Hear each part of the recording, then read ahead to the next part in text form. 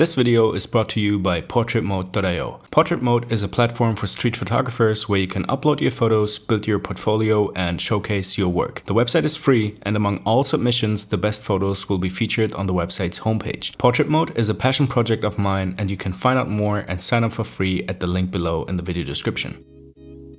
Hey everyone, thanks for tuning in and welcome back to the channel. Today I have another street photography POV for you. This time I was taking out the Sony ZV-E10 with the Sony 35mm f1.8. This is a great lens. It's actually a 50mm full frame equivalent, so it is perfectly suitable for street photography. And this is actually the first time I've taken the ZV-E out to take some photos because the weather here in Germany, especially during winter, is no joke. It is pretty much overcast 99% of the time, so I took the opportunity. But before we dive in, please take a moment and give this video a thumbs up because that really helps to get this video in front of other people. Also, if you're new here, consider subscribing to the channel if you want to see more street photography POVs as well as camera tips and tricks videos. With all that out of the way, let's head outside and take some photos.